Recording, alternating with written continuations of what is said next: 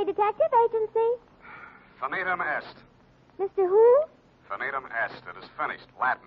Oh, Sam? What's left of me, sweetheart? Well, where are you? What happened? Who did it? Here, everything, and what? What? No, I asked you first. Sam. Now you're making sense. Well, did that Mr. Mortuus get in touch with you? Demortuus nil nisi bonum. Oh, Sam, stop it. Second year Latin, F. Speak well of the dead. You mean he's dead? If you have tears, prepare to shed them now. This one ends up worse than Rigoletto. Have your extra handkerchief ready, get some organ music on the radio, and I'll be down to dictate my report on the Tears of Night caper.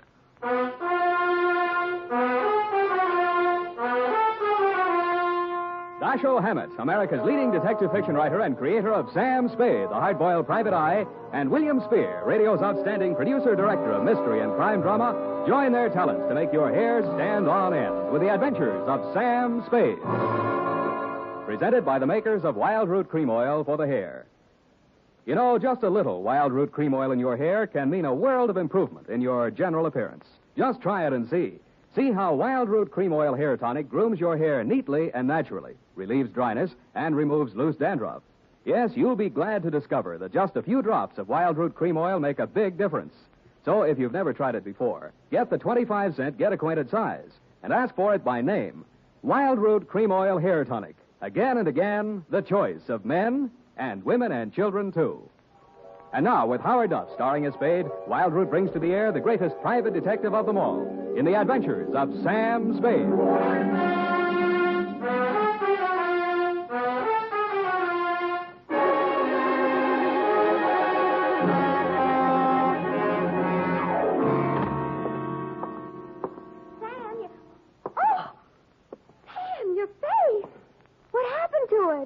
Many things, Eph. But it's also kind of raw. Oh, Sam. In time, Effie, my wounds will heal. Oh, I'll bet that Mamie Gagan had something to do with it. I could tell when she came in here that she was going to be... Demortuus nil nisi bonum. Huh? Latin. Speak well of the dead, remember? Oh, yes. One thing at a time, sweetheart. Let's get this over with. I want to find a doctor. Oh, you're so brave, Sam. Carrying on in the face of your face. Sure. You won't be satisfied until you just die for your profession. Yeah, well, if I do, nil nisi bonum, Effie. Nil nisi bonum. That means? Latin means, you have bony knees. Oh. Date, July 24, 1949, to Miss Daphne Arlington from Samuel Spade, San Francisco, license number 137596. Subject, the Tears of Night. Dear Daphne, I hope this will clear up a few things in your mind. I hope it'll let you know how you got where you are and what happened to put you there. It all has an illogical beginning, middle, and end. At 3, yesterday afternoon, my loyal secretary and confidant, Miss Effie Perrine, a doll, who has been rehearsing a Cockney play for television, flung open my office door and said, Miss Mamie Gagan to see Mr. Spade. I said, cooey. Miss Mamie Gagan looked everything the name implied, from her lately blonded hair to her genuine alligator shoes. I might add, she weighed in at approximately 160 and was in very good condition. You, Spade. I am he.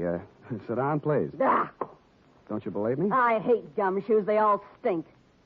Something in your background. Perhaps as a girl. I'm just assuming that you were one. All gumshoes are nosy. They talk too much. That's why I don't like them. Here. For me? Who else, stupid? Oh, and it says, pay to the order of Samuel Spade, $100, signed Mamie Gagan, co-signed Johnny McCall. All right, is it good? You wise guy or something? Sure it's good. I'm the treasurer. Get your hat. In this weather? We gonna go see Johnny. McCall. Yeah. Why are we going to see Johnny? Johnny wants you should do something for him. What does Johnny want I should do for him? Come on, Spade. What's the matter with you? He'll tell you. I just love to hear you talk, Mame. That's all. All this gassing ain't getting us nowhere. The boss is waiting. Gumshoes talk too much. Yes, ma'am. Well, maybe we do, but ours is a lonely profession. Mamie led me to a large Cadillac parked in a no-parking zone. She tore the ticket up and ate it. We got in and charged through traffic towards Burlingame. About a half a mile this side of the main highway, we turned off to the left, and pretty soon we were winding up a private road to a fine old colonial mansion. 2 or 3 private patrolmen were guarding the entrance. They all needed shaves. They kind of nodded as we went up to the front door. Naturally enough, it didn't open, but a peep shutter did. Yeah, It's me, Feely. This is the private keeper the boss wants to see. Open up. okay. How are you feeling, Mr. Feely? Screw. All kinds of folks around. This way, Spade. How is it? Mamie, I got your peepers. Okay.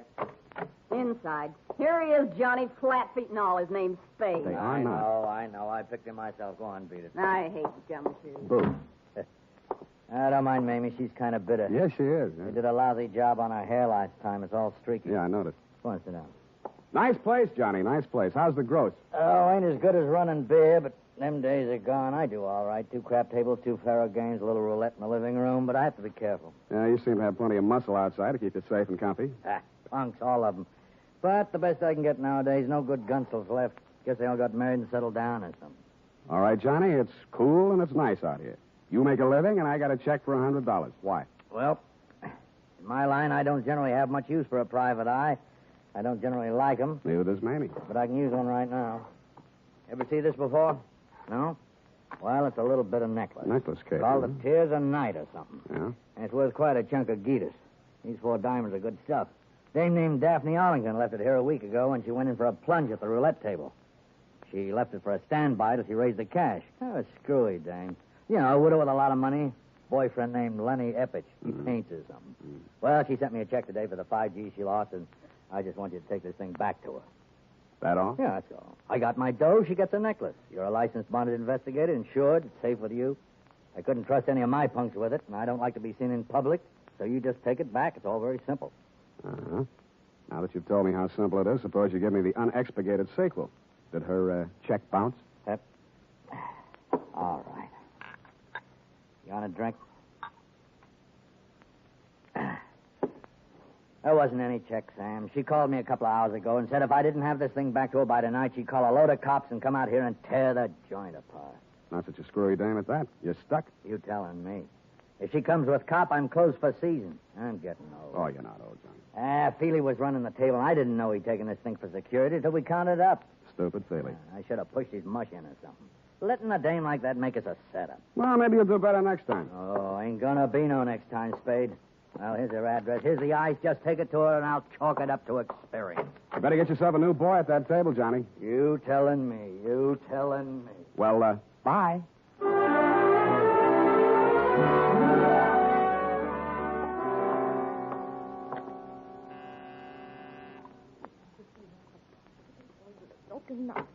Lenny, I thought you'd never get here. The performance begins at 8:30, and you know how the traffic is, and if we're going to have a bite to eat... You aren't Lenny. Where's Lenny? I don't know, Miss Arlington. I'm supposed to deliver some jewelry. Jewelry?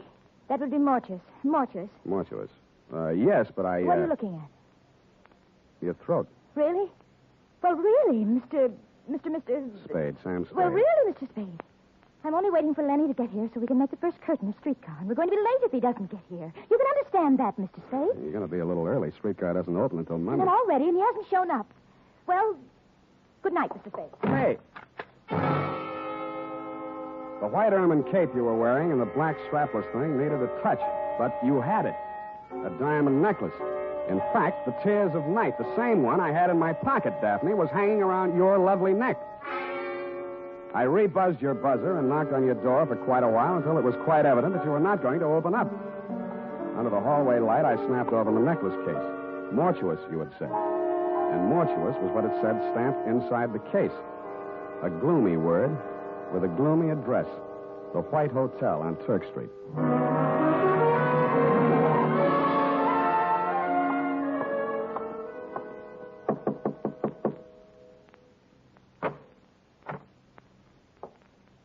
Hannibal Mortuous. At your service, sir.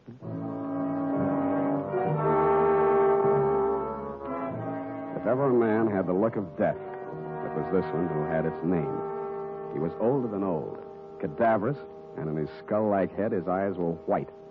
He was wearing a flannel nightshirt. You find me a bit indisposed, Mr. Spade. And the clerk at the desk said it was a matter of jewelry. Therefore, Hannibal Mortuous is at your service.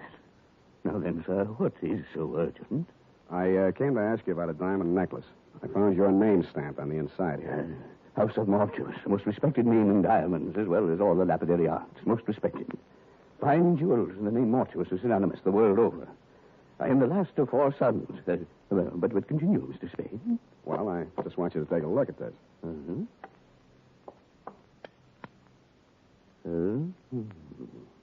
And how do you come in possession of the Tears of Night, sir? Well, a man named Johnny McCall, who runs a gambling club, hired me to deliver it to a lady named Daphne Arlington. She lost it at the roulette table. She left it there until she could raise the cash. Deplorable conduct on my part. Daphne Arlington, a most indiscreet young lady, to be sure. I recall my interview with her when her late husband, Sidney, ordered this necklace. A lovely body, propelled by a ridiculous mind. For shame, such conduct, a gambling house, the Tears of Night, a pawn. Well, This is real, then? It isn't phony? Mr. Spade, I am a gemologist. The House of Mortuus. Of course, it's real. Take a good look. When an artist creates a dazzling thing of beauty such as this, would he be so unlikely as to forget the time, the patience, the agony of his creation? See how each stone is carefully mounted to capture every single pinpoint of light. Mm-hmm. An incomparable masterpiece. An incredible money. How much money? Well, on the wholesale market, about 10,000. Arlington? He paid 25, but he had it, as I say, incomparable. Yeah. Yeah, well, I saw another one just like it tonight. Ridiculous. The finest workman at best could only create a crude resemblance. This kind of work demands an artist, sir, an artist. But tell me, Latin en anguis herba? Huh? My second year Latin escapes me.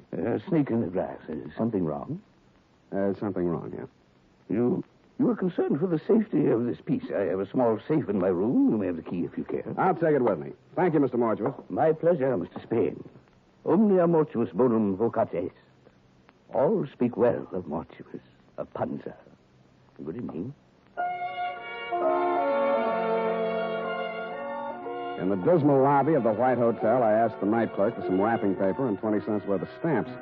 It was a hunch, plus the fact that outside in the street I spotted two of Johnny McCall's unshaved gorillas. They were looking up at the front of the building.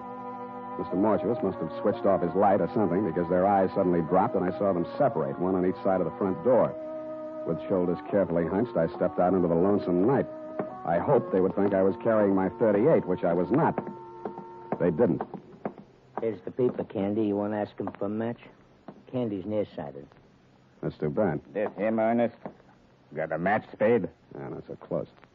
Candy asked if you got a match. He's a dummy, Candy. He don't answer. Got a match, Spade? What did I tell you? He's a dummy. He don't look like no dummy. Take your hands off. He's a dummy, all right. Ain't you, Spade? See, he's a dummy, Candy. I told him about you being nearsighted and he wouldn't answer. He don't talk. Go on, smart boy. Tell Candy how sorry you are about him being nearsighted. I told you he was a dummy, Candy. All private eyes like you. Candy asked you a question. He wants to know if all private eyes is like you. I don't like no dummy. We ask questions and he ain't told us nothing. That makes him a dummy. Maybe we find out something if we went through his pockets. Yeah, even a dummy's got pockets. Ain't that right, dummy? Hold him, Candy. All right, boys, you played the scene real good, and I'll see what I can do for you.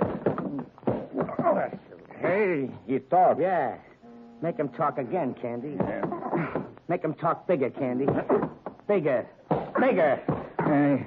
He talks real nice, but he don't say much. Think maybe he's tough, Ernest? Yeah, maybe. Hold him up. See? He ain't so tough.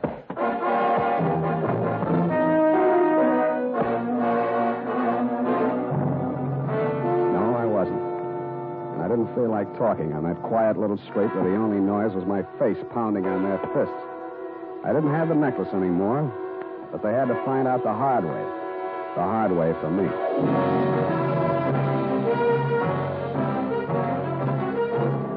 The makers of Wild Root Cream Oil are presenting the weekly Sunday adventure of Dashiell Hammett's famous private detective, Sam Spade.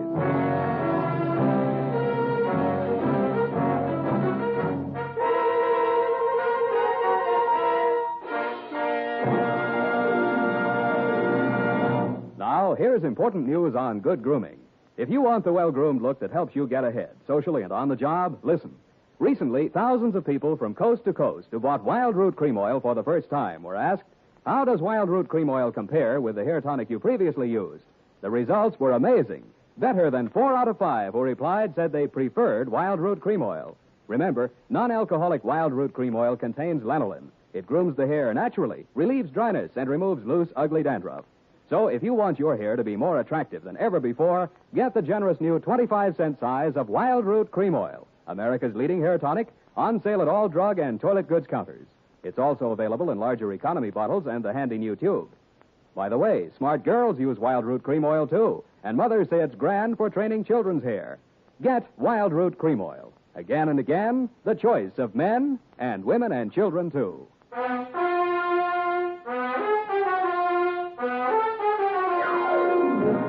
And now, back to the Tears of Night caper. Tonight's adventure with Sam Spade.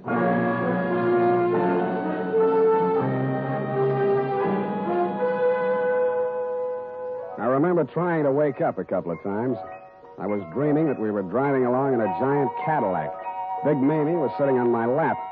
She was eating a diamond necklace and spitting out cherry pits, which Mr. Mortuus grabbed, looked at through his jeweler's glass, and then tossed into a roulette wheel. Then we had a blowout, and the whole car vanished with everybody screaming, "Demortuous, Demortuous." Somewhere around 7 in the a.m., I began to get a feeling. Several feelings, and all of them hurt. I had been dumped in the grass in a fairly nice neighborhood. In your neighborhood, as a matter of fact, Daphne. And 5 minutes later, I was climbing the steps to your apartment. I thought maybe you'd let me wash my face in your bathroom. Also, you seemed the logical one to question since nothing else made sense. You were sitting in a large chair. The drapes were drawn, the door was slightly open, and only the light from the hall seeped in. You had the phone in your lap. The receiver was off. My guess was right. You were looking at nothing.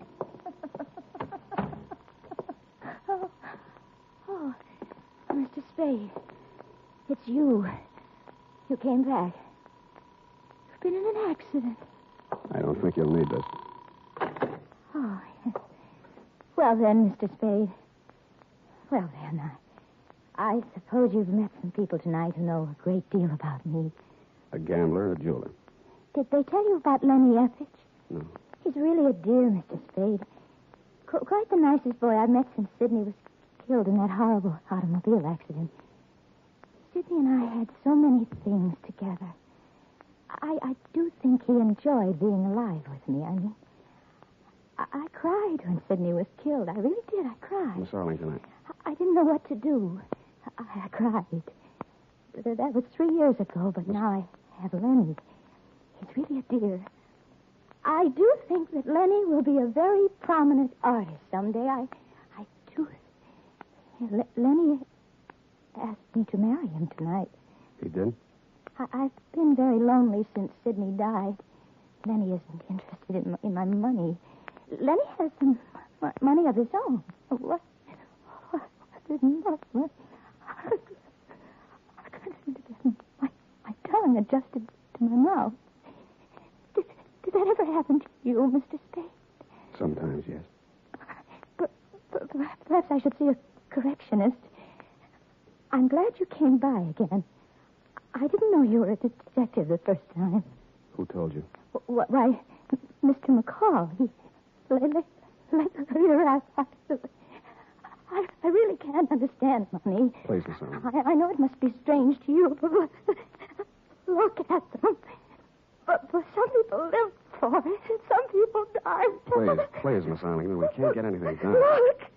Look, they do look so funny. So very funny. I've seen them count money. So much money. And I really believe that is all they live for. Oh, look. You were pointing at something across the darkened room. It took me 10 seconds to find the light switch. Stretched out on your floor, they looked funny, all right. Candy and Ernest. Both of them as dead as you can get.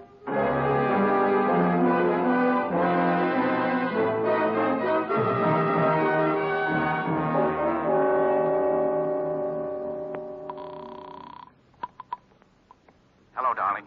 Darling, I've been waiting all night.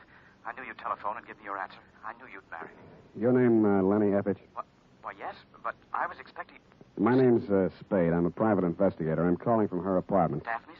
Now, listen. There's been a couple of murders here. Murders? She's had quite a jolt. She's going to need you and all the help she can get to bring her out of it. I've called homicide, and it might be pretty rough for her. I'll be right over. Bring a doctor. Right. And a lawyer. I'm afraid she'll need one of those, too. I've got a good one. We'll be there. Thanks, Mr. Spade. He showed up about the same time the crew from homicide got there. Your fiancé's a good guy. He talked fast and urgently, as did the doctor and lawyer he brought with him, and through their combined efforts, you were removed not to police headquarters, but to the private hospital in which you are now a patient. It was obvious from the powder test that you could not have fired the .45 which ended the lives of Candy and Ernest. It was also obvious that the murders had been done elsewhere. But who had done them remained to be seen. Ah, Spade, I've been expecting you. Come in, sir. I've been amusing myself with your chessboard. Sit down. Oh, you had a hectic night. Yeah, your boys were pretty rough. Candy and Ernest, two men of another world, Mr. Spade, not our world. Allow me to apologize for that action. I want more than an apology, Mr. Mortuus. And if that's my gun, and it looks like it, it's got a hair trigger. And if you'll pardon me for saying so, your hands are a little shaky. I underestimated you, Spade. Such an ingenious method of protecting the tears of night. Why, sir, by the simple expedient of placing it in an envelope and mailing it to yourself from my hotel lobby, you hired as guardians the entire United States Postal Service, not to mention the armed forces. Thanks. What happens now? We wait for the mail. Just tell me where I'm wrong, will you, Mr. Mortuus? McCall wanted me to get caught with it. He didn't know it was real. You'd made a phony for him. Only you found out it wasn't phony when I came to your place.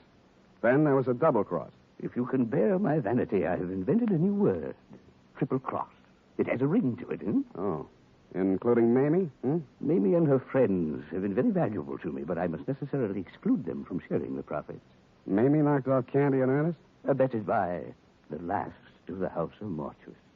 You planted them in Daphne's place. Mamie and I. A crude touch, I thought, but it had a purpose.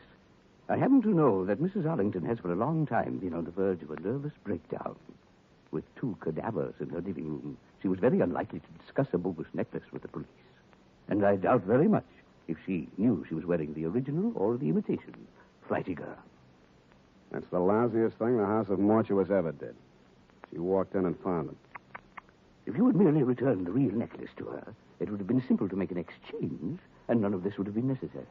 But I know. You just sit here and wait for the mail. We wait for the mail. What about your other playmate? I'm afraid I'll be sought for a murder or 2 or 3 this night. Mamie. She got it, too? Yes. Where are the police going to find her? Oh, in my hotel room, which I departed hastily once the room clerk had informed me of your ingenious method for protecting the necklace. I shot her there. You were cheap. Cheap, sir? I don't understand. A $10,000 necklace? It's not quite a king's ransom, you know. The tears of night are worth 5 times that. I'm afraid I misinformed you as to their value. I didn't want you to become suspicious. You are a really horrible, terrifying old man. I suppose you think you'll get away with it. I don't intend to get away with it. An old man, yes, but I intend to spend my remaining years... They'll pick you up before you get to the airport. I doubt that. I shall turn the tears of night into cash. And with a well-laden purse, I shall guarantee to elude the police over half the world. In 2 years, perhaps 3, they'll get me. But I've spent the money, and...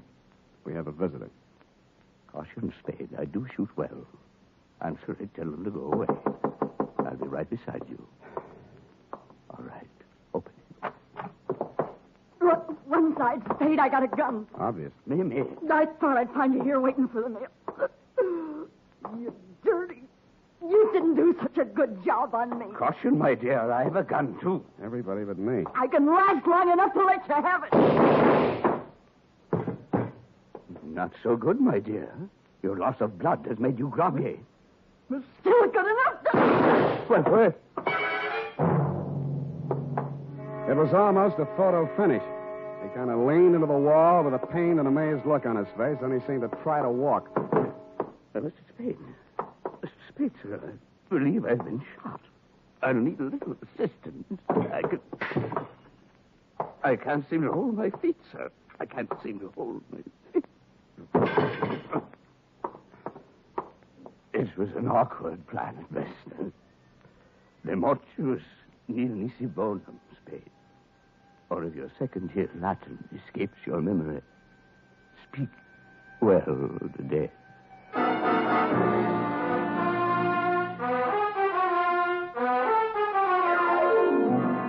Period, and a report. Oh, Sam. All those people. 4 in all. And that poor girl, Daphne. How she must have felt when she saw it. Oh, Sam. Yeah, it was pretty bad. You poor darling. Well, it's about time. And you go right home. In fact, I'm going to take you home. Yeah? Then what? Well, You are a registered nurse, maybe? I... Go type that up. I am completely well, and when you return, we shall Indian wrestle. Certainly, Sam. And now, listen to this. Shopping note. Tonight or tomorrow, get a family-sized bottle or handy tube of Wild Root Cream Oil, America's favorite hair tonic. Oh, good night, Sam. Good night, sweetheart.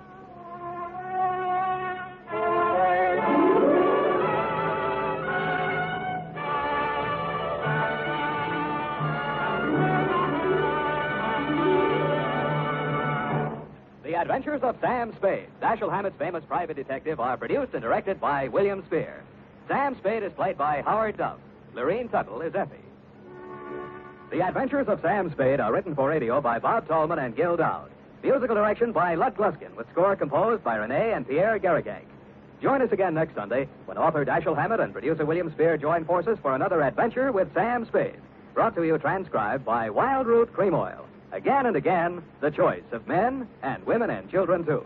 This is Dick Joy reminding you to... Get Wild Root Cream Oil, Charlie. It keeps your hair in trim.